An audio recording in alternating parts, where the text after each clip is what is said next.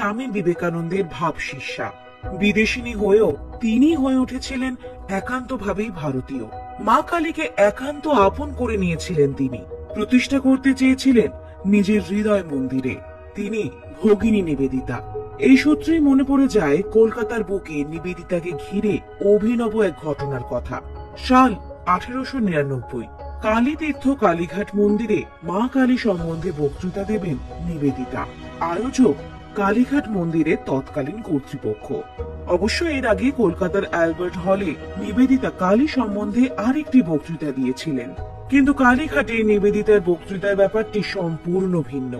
যাই হোক, নির্দিষ্ট দিনে কালীঘাট মন্দির প্রাঙ্গণে প্রায় 3000 লোক সমবেত হয়েছিলেন নিবেদিতার বক্তৃতা শুনতে। সেদিন নিবেদিতার বক্তৃতা এতই হৃদয়গ্রাহী হয়েছে, মন্দির কর্তৃপক্ষ অবিলম্বে নিবেদিতার সেই বক্তৃতার কয়েক হাজার কপি মুদ্রিত করে বিনামূল্যে বিতরণ করেছিলেন। পুস্তিকাটির একটি কপি আজও বেলুড় মঠের লাইব্রেরিতে সংরক্ষিত আছে। নিবেদিতার চোখে তিনি ভয়াল, ভয়ঙ্করী।